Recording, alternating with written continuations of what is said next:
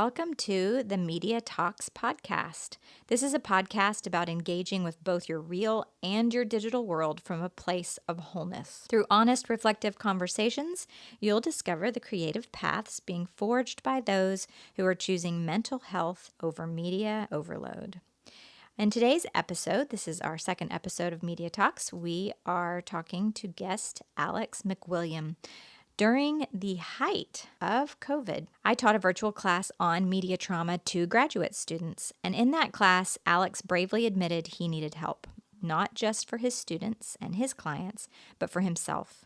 Today, he's a licensed therapist, married to a rock star of a wife, and raising a bright, active 4-year-old daughter. This episode is the story of how a social media addiction quietly unraveled the beautiful life Alex was building and how he found his way and continues to find his way through recovery.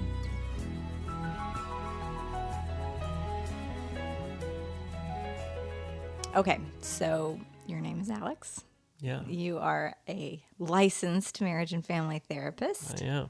And I talk about you all the time. I obviously talk about you in the book, Our Digital Soul. I'll always reference you as my first student because I didn't really even know that media trauma, I didn't really understand what I was teaching about until I talked to a group that you were a part of.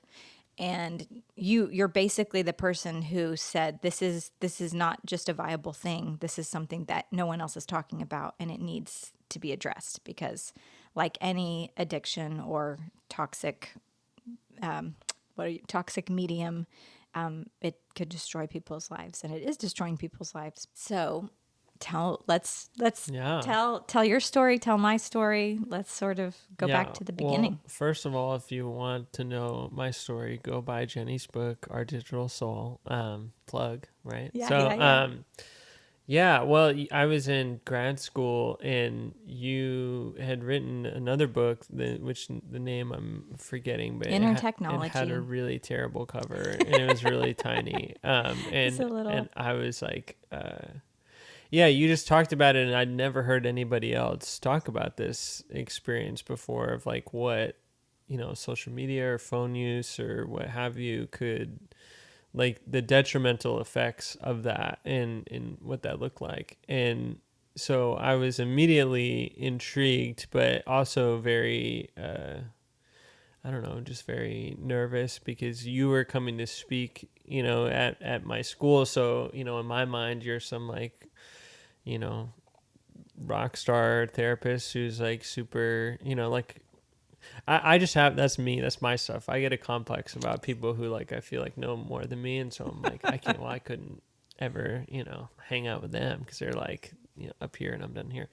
So, and then you started during COVID, the Staying Human Zoom group. And that is when I was kind of in the peak of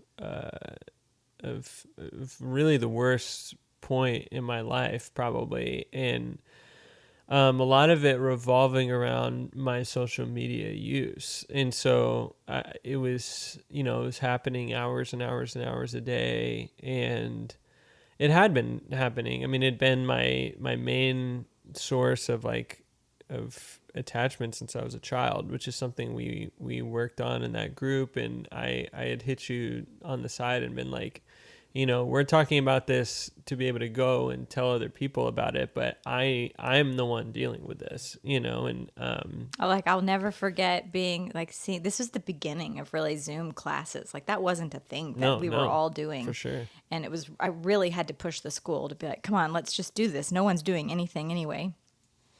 And I remember, at least in my mind, looking at my, laptop with all the little squares of y'all's faces in it. And I have this vivid memory of you being like the talking screen, like you coming to the front of the screen and saying in front of the whole group, like, I need this for me. We're all talking about this like it's for somebody else, but I need it for me. Like, I need your help. Will you please help me? And I was like, oh, shoot, like he's going to call me. Like, I don't even know if I can help anybody with this. I just wanted to teach it theoretically, and play around with the idea. and you like called me to the table Yeah, and you were like, come around on. and found out. Yeah. Come on. So we started meeting together. Again, this was all during COVID. I said I wasn't going to swear before this, and I already swore okay. once, like 5 minutes in.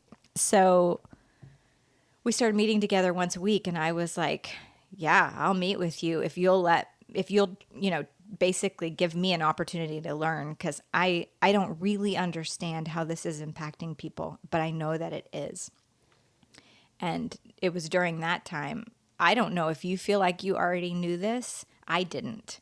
But the attachment piece of realizing, oh my gosh, like that, unpacking your relationship with basically the internet is the best way to describe it because of the time period, right? Yeah. Yeah, because it started, I mean, it's my parents are divorced, and so, I'd go back and forth between them. And once the internet came into my life, like it just felt like it was something that if I didn't have it, I wasn't, it immediately felt like socially important, right? Like even just from the very, very I don't even know if I've gone this far back thinking about it, but like I think about like being 11 or 12 when we got dial-up internet, Juno internet, if anyone remembers the Juno, which is like the cheapest possible internet you could get.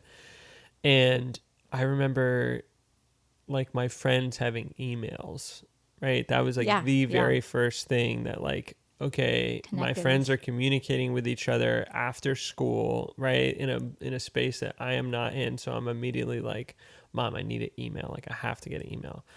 And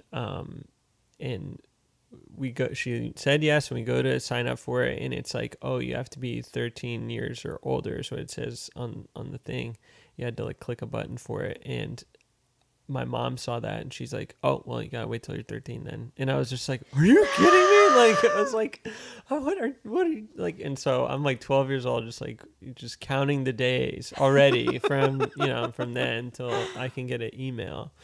And probably, I know I had the most embarrassing email on the planet that I will not repeat because it's just so so stupid. But there was a Blink-182 reference in it.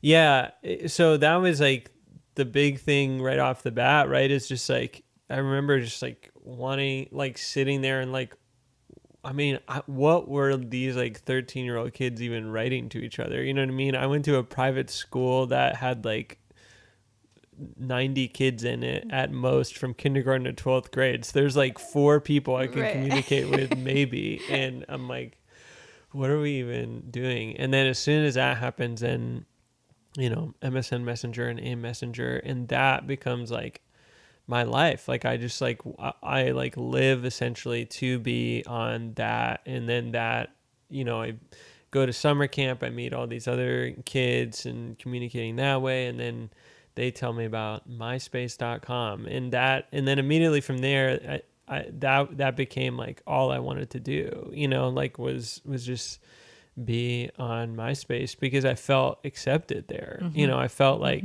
okay, like these are people who understand me. I feel very like I identify with a lot of people here. They like the stuff that I like, and the people in Claremont, New Hampshire don't like what I like. And if anything, they're making fun of me and bullying me, minus the couple friends that I have that also like what I like. And so it just became a huge priority for me every single day. It was like, when can I get online? That was immediately my first thought. And then it kind of only gets worse as it goes. Well, as the technology got worse too, because I mean, when I think gets faster and more accessible. Can you imagine? Like, wouldn't we live in a magical world if all you were worried about with 11-year-olds was emailing? Yeah. Oh yeah. Yeah, I mean, and then and it did stay at a certain level for a few years, I feel like, because it's still, I think things moved a lot slower back then, because I would say almost my entire high school experience was just that MySpace and AIM, like those two things. It was almost like faster pen pals. Yeah, basically. Yeah, I mean, I got to know all kinds of people from all over. you know, because what would happen is you'd like talk to, like I'd meet a kid at summer camp that's from a state, and then like I would end up like becoming friends with all their friends on MySpace and then talking to them, you know, and so then you're building these like big fantasy Yeah. friend worlds, you know, with Well, and I think that I mean, I can't even track back how much I know learning from you, but I feel like it was in these conversations that I was first putting together that it's not just this fantasy world that you're creating. It was also that your real world wasn't gratifying, right? That there was also there was an absence of that kind of connection in your real world. Yeah, I mean, I was pretty you know, I was raised single mom, and you know, she was a social worker, so you know, she did the absolute best that she could, right? But I would, Yeah. you know, I mean, she was out of town, like she would have to drive me places if I wanted to go places. It really wasn't until like pretty later on in that experience that I was able to actually like go places and maybe like make decisions about what I wanted to do. And so you're just kind of like sitting at home as a teenager, right? And this is like my Right, only right. outlet to be able to go and like talk to people and be with my friends, you know, like I wasn't going to parties Right. because she wasn't letting me go to parties, you know, and stuff. And so it was just like, this is how I connect with people, is this one place. And I'm an extrovert. Like I could, you know, Yeah, I could you've got to be connected. talk this thing for an hour, like by myself. So, uh, yeah, so you're right. Like it became, you know, as I went to my mom and my dad's, like the thing we discovered, like the thing that was there the whole time was the internet, right? Yeah, And it yeah. allowed me to connect with all the people I wanted to connect with. You know, Yeah, you via so that. you are the first time I realized we're actually having a relationship with this thing. And it was, I don't know, in our first or second meeting, like, oh my gosh, this was your primary attachment figure.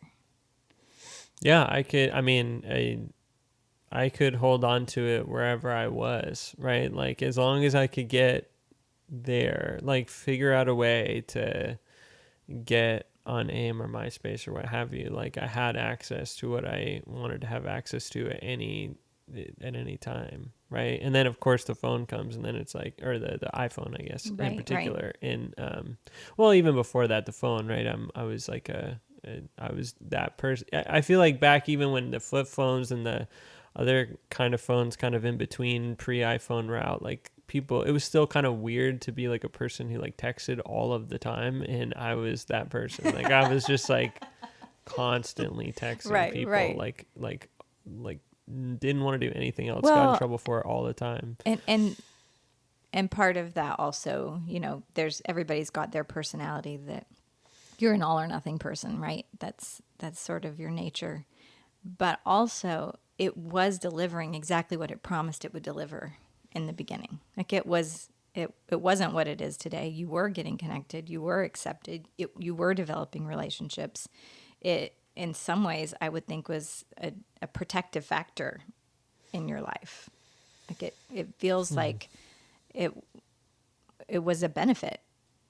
Yeah, I mean, I think so. I don't think I would be able to do a lot of the things that I was able to do if I hadn't been on there. You know, but I do think that it also, I mean, at that period is the time I got introduced to a lot of, you know, a lot of my things I eventually later got addicted to, right? Right, And so right. that there is Right. a piece of it to me that feels very like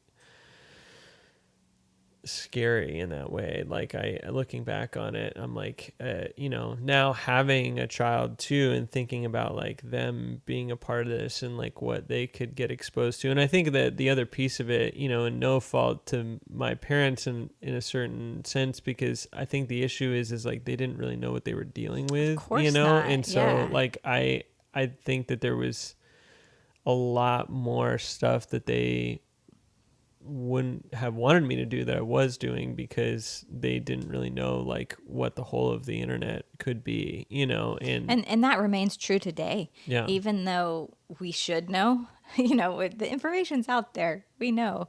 we could know, but still parents are like, no, they're just texting their friends. No, they're just, it's impossible to understand what could be on the other side of that screen. Right. Well, I would imagine a piece of it, one is like you almost, it's like plausible deniability, right? Yes. Like you don't want to like actually engage with it, because if you engage with it and find something you don't want to see, that's going to be like really distressing. And I think like people instinctively do that. I don't, and, so yeah, I mean, I, like I said, no fault to them. I mean, they did the best that they could, but I also was looking for all of these things, and teenagers are sneaky, right. they're going to find what they want to find. Right. And I would say the big difference between then and now is today kids are finding it and they're not looking for it. Like it's coming at them. Right. At a totally different rate and pace than what I call the good internet. Yeah. Talk about attachment. And so take me through either when you look at your past or in reference to now, you're also the person who taught me, I can't remember what the term is, but it's almost like red flags, green flags, but it's like you have like a bottom line behavior. What's that term? Yeah. So it's a term borrowed from like Sex and Love Addicts Anonymous. Is they talk about top lines and bottom lines. So bottom lines are things that you're like never going to do again, and that's like not can't be part of your life because it's a part of an addiction. But top lines are things that you can do anytime, right? So they're things that you can do that are good replacement behaviors that will always be good for you, right? So an example of that could be like going on a walk, reading a book,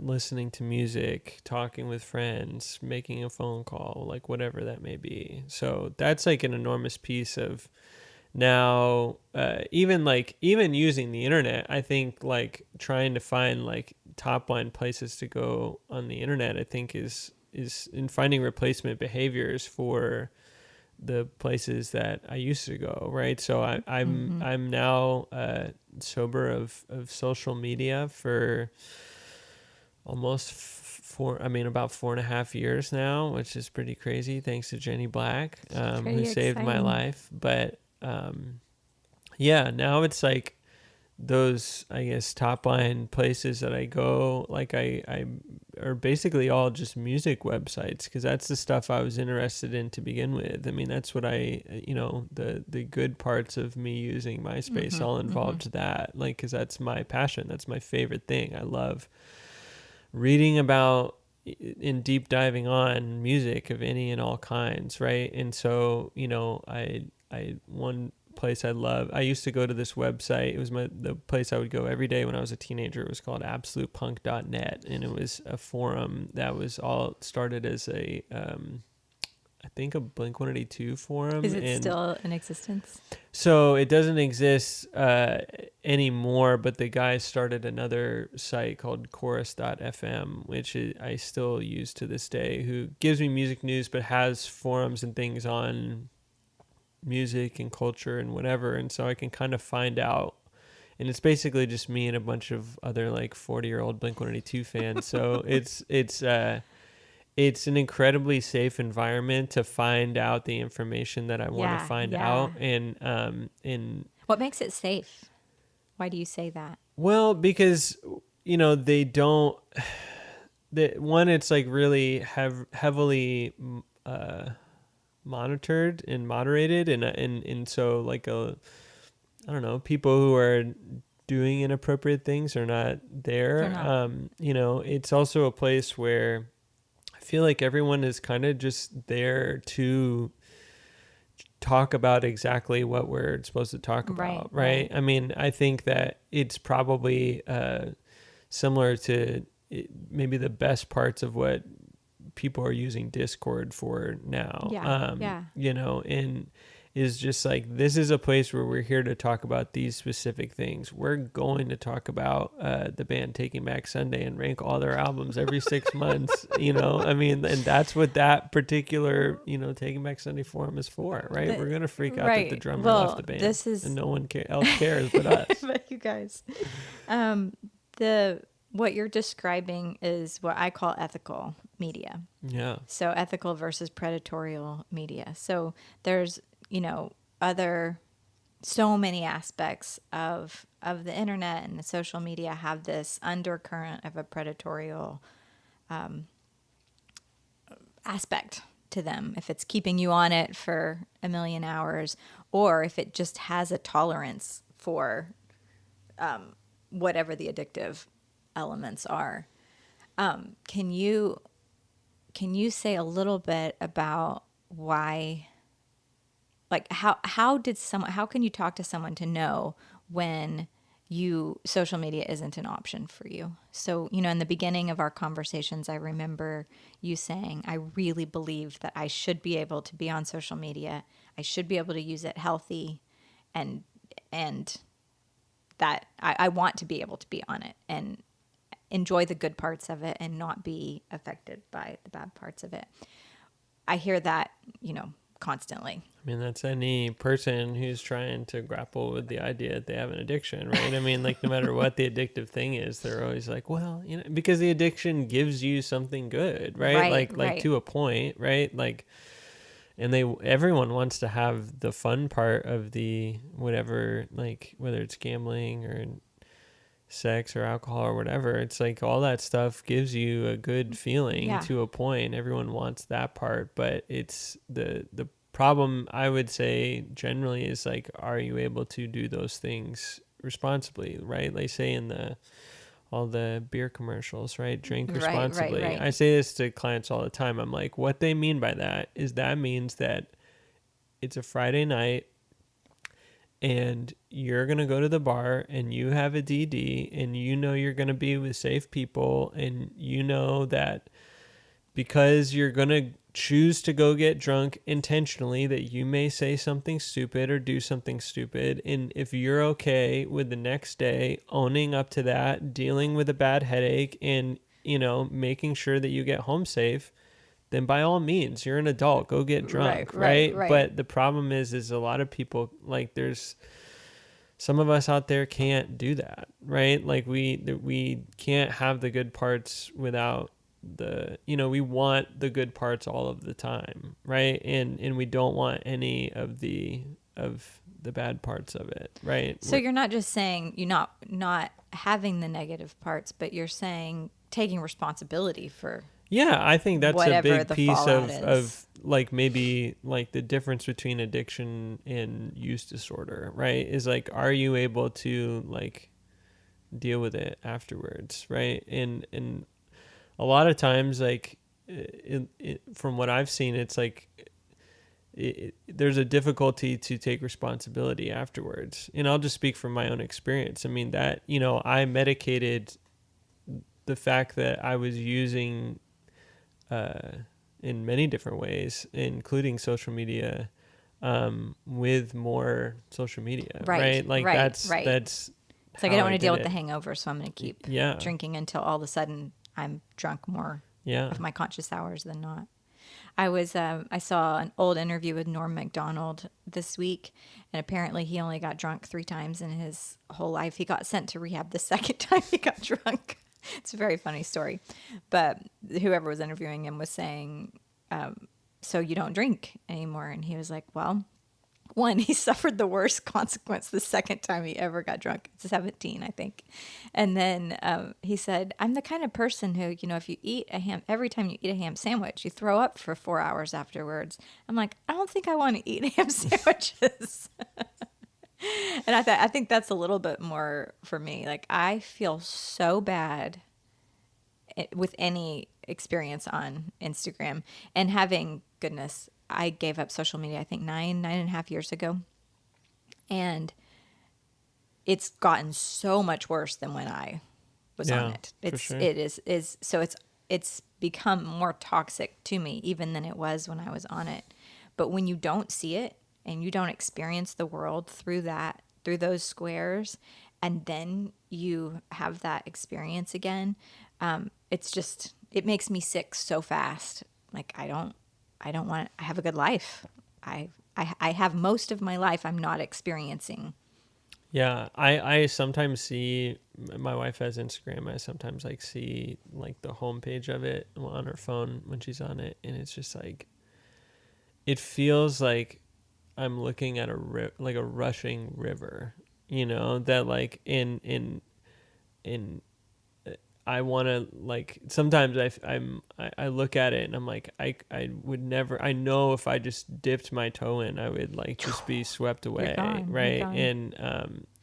And sometimes that sounds appealing and most days it doesn't, I feel the same way, but I'm the type where one thing I've been saying, another thing I've been saying a lot with clients is like this idea that, in Buddhism, right, the idea of suffering comes from wanting either pleasure to stay or pain to go away, right? And I'm such like I want pleasure to stay person. Like once like anything I like happens, I'm like, how do I figure out how to actually put this in my veins immediately, right? And that's just exactly, I mean, the moment I was able to get a hold of the internet and social media, it just was like, this is what I want. And really what I want is connection, right? Like, and I want, if we're going all the way back to that original idea, and I've been able to replace that. I do find, I find group text to be really, really helpful with that, to be honest, because I have a couple with some like very old friends of mine, and it's funny, like they all joke because I think all of them have social media that like that is my social media, and I am like by far the person in the group text like texting the most, but I was like, I want to connect with you guys. I want like I love your life updates. I want to update you, like, and it's like it became like a safe version of like me being able to have connection with people I actually wanted to have connection with, not the person I met 5 years ago that I had lunch with one time. I that's what I call the perfect internet, is when we find out what we really were getting from it, and we're able to curate these little spaces that can give us the thing that it promised that it would give us, the thing, the genuine version of what it was supposed to give us, or what got us in the first place. So how do you, when you're now a licensed therapist, you were just a young student when I first met you. It's crazy. How do you, how can you tell, maybe as a therapist, or does your client tell, when do you see that social media or phone use is a part of somebody's problem? Like you were the purest version of, I know I have a problem. I know it's related to social media. Your own recovery in that world, what has it helped you to see with your clients? One of the things I talk about all the time is the big four of self-care, right? Drinking water, exercise, nutrition, and sleep. And I find whenever we discuss, when I assess how that's going for a client, which happens in like the first couple, the sleep one is a pretty big indicator, I feel like, of where their phone use is at, because especially when I work with teens, like that's when like phone use goes up, is when, they're like, oh, well, I have a hard time like sleeping. And I'm like, okay, well, what's going on? And this could be anybody, but it's like, it's because they're like watching TV before they go to bed, like, or if it's a parent who's, been running around all day with a kid and they get a chance to themselves, right? Like their last thing they do before bed is they're like watching a show on their phone or like on social media or what have you. And that's like, that to me is kind of where the red flag pops up, is just because of how often this stuff happens at nighttime, because that's the time when we all typically have the time to ourselves, right? Right. And so the goal becomes like, okay, what else can we do at nighttime? Maybe if we want to use the language from before, like what top lines can we use at nighttime, and then from there kind of assessing, all right, well, I mean, it tells you, and if you have an iPhone or I assume any other phone, right, it tells you how often you're on that thing. So then the numbers don't lie, right? And the apps that you're using don't lie, right? They tell on you. So, Well, for years now, I use you, like one of the steps of detoxing is taking back your mornings, and I got that from you. Because in the beginning, when you were like, I don't know if you said I'm not giving up social media or if you just said I can't. Like you've always been pretty honest with yourself and everybody else. And so I think you came up with the idea of what if I just had the first hour of my day? Like that's all. Like for the first hour of my day, I won't get on my phone. Let's start there. So this is really fun for me. So I talk to everybody. Like I have whole articles about taking back your morning. I always talk about you. So it's really fun that now you could be my take back your evening guy too, because that's interesting that you would have highlighted sleep. I don't think I would have thought of that or of picking it up from that direction. So what the thing I get frustrated about is how, as humans, we have to wait till things get so terrible to make them better. I really am like, hey, could we maybe not wait until our life's about to fall apart and just develop some better habits now? Do you find that your clients have to have their own version of rock bottom with this, or is like our phone habits something that we can adjust? It's kind of like people eating healthier before they find out they have cancer, as opposed to that has to happen. Do you think it's a personality, or do you think it's a culture?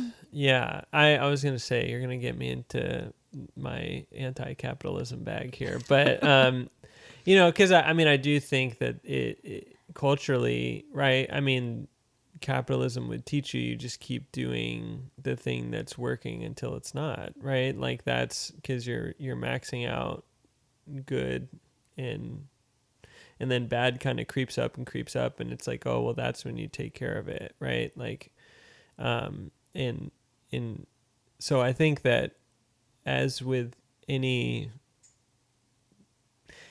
culture or company, right, it's like everything works from the top down. So I think that's also how America generally works, is we don't deal with things until we absolutely have to deal with them, because it only makes sense to deal with them when things are good. And but it's like that's but I do think there is a spiritual component of rock bottom that I think is really important. Having gone through a 12-step program, it's like, I wouldn't have been able to be sober without my bottom, and so, it's a tough thing to say that I'm, I hear people say that they're like thankful for their bottom. I don't know if I am. I don't think I can say that, because I would so much prefer to have learned this any other way. But I do find it sometimes, and most of the time, to be a necessary piece of the experience, because you're not going to be able to really change unless you find the motivation to do so. And yeah, some people do have that. They're on it, right? They're like, okay, like this is the right thing to do. This is the right way to live. I've read the information. I see that this is it. I need to do X, Y, and Z. But I think for a lot of people, it is rock bottom, because I just think about it from if you want to think about it Enneagram wise, I'm a 4, right? So it's like, unfortunately for us 4s, we think about ourselves and prioritize ourselves above anyone else most of the time, until we recognize that, oh, our behavior is really messing things up for other people, and it's actually affecting us, and that's where things make the turn. And we actually need sometimes that rock bottom to realize. And I think there's other Enneagram types that probably have that too, right? I would think a 3, maybe a 7 would be that way. the ones that aren't like as outward facing personality wise. So no offense to the 3s and the 7s, but yeah. So I think again, it just depends on the person. I think it's both. What would you say? The non-answer to your question well, is both. I feel like the mystery that was revealed in our work together was that social media was actually a vice, right? That it was not something that could be used well. And whether that had crossed over for you, whether that was particular to, everybody's social media is different. It's all quite personalized. How do you think someone realizes this is the thing that has to change? This is the thing that has to leave my life. What is that? Are we at a point in culture that someone can say, I have to give up social media, the way that someone would say, I have to stop drinking?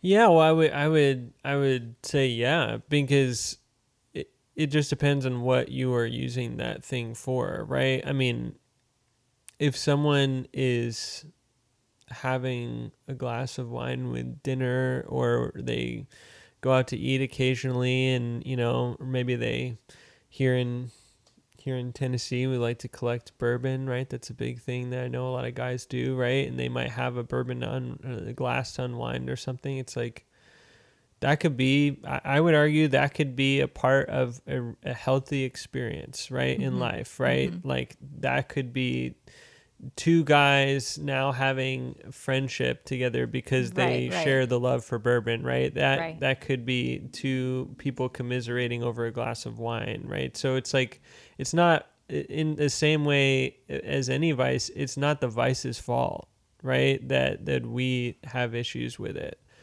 And so I think that with social media, it's like, what are you using it for, right? And I think that's one thing that we have to think about, especially like as a therapist with the client. It's like, what is the thing they are getting out of this experience, right? And for me, I was getting diminishing returns because all I was looking for was for love, for lust, for toxic things, right? There were things, I got to see when my favorite bands were touring, got to talk to some good friends or whatever, but it's like there were ways to find out that information without using social media, but your mind will not let you know that that's true. Yeah, and now I know that that's all true because I use all these safe ways now.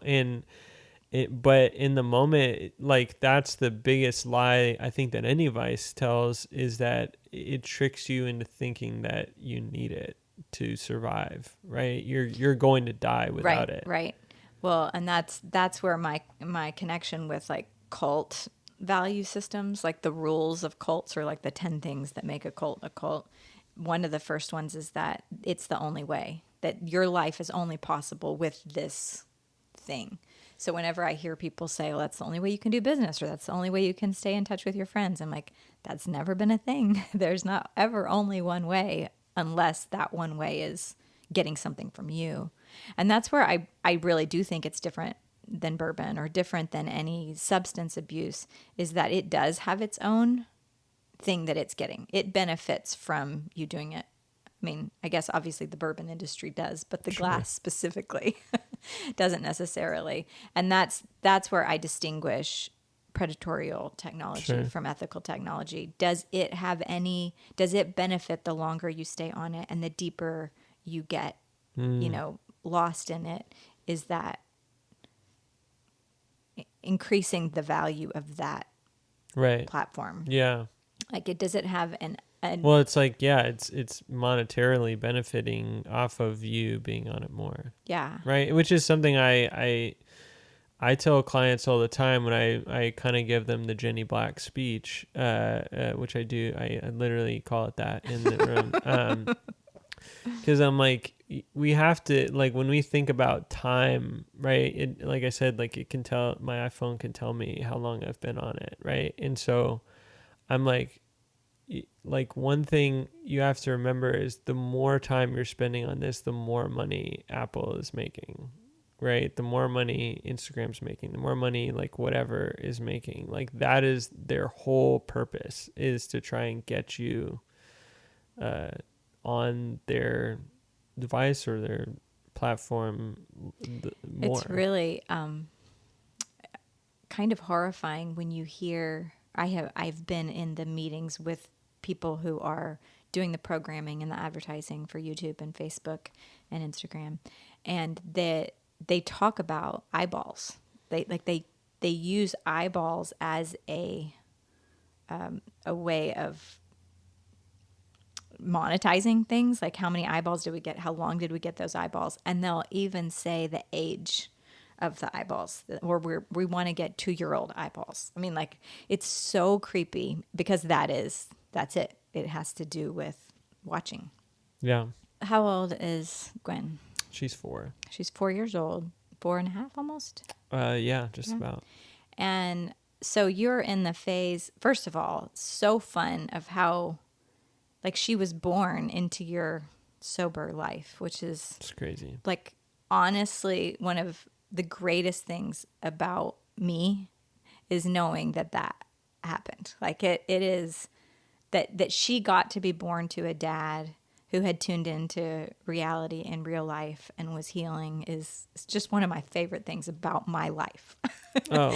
Is that I know you and you got to have her like this. And a 4.5-year-old still feels like you are going to have her living at your home for the rest of your life. Right? It feels forever. It's forever. When you have a child that's that little. I explained what college was to her recently. Like, we were just talking about school and how she'll go to school and all this stuff. And then I was just like, yeah, it's a school you go live at. And she just broke down crying because she was just like, but I'll miss you and mommy, and I don't want to go to college. It's like, yeah, it was very fun. It was adorable. That makes me cry. When I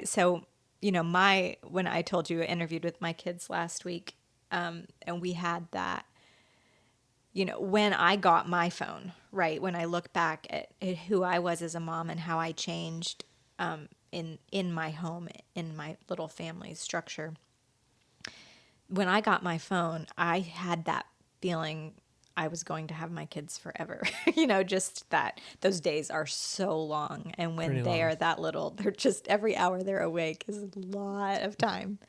And I wouldn't say it was a rock bottom, like in the same kind of desperate way that you felt your rock bottom was.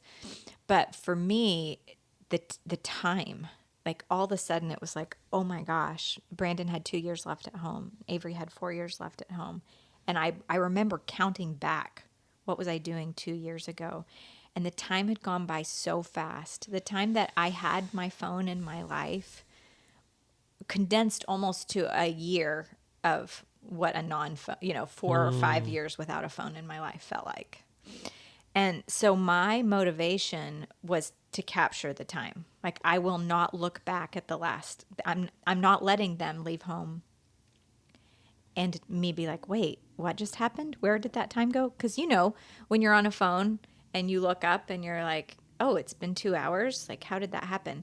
That's what my life was feeling like. Yeah. Like, I looked up from my phone and realized, oh, wait, my kid was 10 the last time it was that kind of feeling. So I have this appreciation for parents when they do have a little one at home of like, oh my God, just anything to sort of speed the time up. And then also, this feeling of, oh my gosh, every parent says it to you. Every parent said it to me. It goes by so fast. And it's a joke, though. It's a joke. It's a joke. And to be able to capture, like, you just don't want to miss it. And I don't know how to impart that to parents with younger kids, because with the phone in your life, you really can miss it. So you think, oh, I've got 10,000 more evenings with my little girl playing in my living room. You don't. You don't, and how to like capture the preciousness of that and make whatever sacrifices. Because guess what? I still have a group text with my high school friends. Yeah. But I don't have my kids living at home anymore. I still have infinite amount of information on YouTube, but I don't have my kids in my house anymore, and I have them in my life. Like, it's not like I lost my kids, but that piece is, it's a window that is here and gone. Well, the gift that you've given me, in the reason I still tell all clients about you and all this is because I feel like I recognize that I have a choice now, right? When my daughter wants to go play outside, and and I'm a stay-at-home dad with her most of the time, so I'm, outside of being a therapist, so I'm with her a lot, and I did that on purpose because I wanted to be with her, but it's like a long day and I just want a break. Like I get to think like, what is going, the question, like, what's going to make me happier, right? Is it like, am I going to feel better having spent an hour looking at Chorus FM and texting with my friends, or am I gonna spend an hour outside with my daughter, right? It's like the returns on this investment are going to be so much greater, right? And there is maybe some return on investment with spending some time just investing in me, looking at stuff that I like, connecting with my friends. Like, certainly I don't want to diminish that. That is all well and good, but it's like, yeah, like you said, this is the only chance that I've got. My daughter is the most 4 she'll ever be right now, Right, and right. so it's like, Well, and I should say, I don't worry even a little bit about, like, you two are incredible parents. You're incredible parents. Like, there's no question about Gwen's attachment figures. Like, she knows who her mom and dad is. In many ways, I think, lives the dreamiest 4-year-old life on I the would planet. agree. You will never be replaced with a phone for her, ever. Like, that is not going to happen. I more don't want you to miss out on anything. Yeah, I don't want to either, right? And it's, that addiction definitely creeps up and makes it easy and is very enticing in those moments. But I wouldn't even come close to being the dad that I get to be because of you. It's just like, it's just the fact of life, and I'll tell anybody that'll listen. It was the worst experience ever to go through those withdrawals and to have to get rid of it and to figure out, like, how am I going to, how am I going to get all of this information that I want to get or whatever. But it is so doable, and it's not, and that is the greatest lie, is that it's not doable. And yeah, it's fascinating, and I think so many more people deal with this than we realize, right? It's almost like a joke with my clients that they're like, "Oh, I spend too much time on my phone," right, like they, like, because it's so socially acceptable to do. But yeah, this is why I think this work is so important, because I know if I had social media and was a dad, like, I would have just continued my rock bottom even further, and it would have ended up horrendously. I would have lost everything in my life. There's no question about it. Well, one of the things I was thinking about as you were telling your story is that I have known you in all of these phases of your life, and I have never, even I knew you and was meeting with you in your rock bottom phase, in your most addicted phase, in your recovering and withdrawal phase. And I've never not, you have always been such a whole, complete, enjoyable, and beautiful person. There's not oh, I tolerated you then, and now that you're in recovery, like you've always been you. You've always been you. And I think I find that very encouraging for myself. Like you're not a better Alex, but Debatable, you're getting to experience. You're not a better Alex to me, Fair. You're getting to experience being a better Alex. Like you're the one who's had the altered experience of reality and relationships, and you deserve that. I'm so thankful that you have that. I thank you, and doing all that I can to take that. But yeah, I mean, you are what gave me this experience, right? I mean, you were the John the Baptist yelling in the wilderness, right? And it completely. I don't remember the Bible story necessarily, but I'm pretty sure there was some person who heard John the Baptist and listened and came and went with him on his journey. And I feel like that felt like that's like me with you. Like I feel like I was like, this makes total sense, and I know tons of people who were like me, and yeah, I just want to preach the gospel that you're preaching, because you showed me the way. Wow. Right? And that I wouldn't be here with any of these good things I'm talking about if it wasn't for you.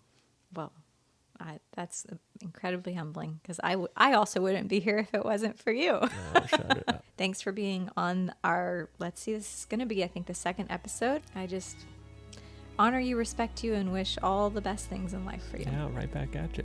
I never know how to close out a podcast. Yeah. Well, I think we just did it. We did it. Okay.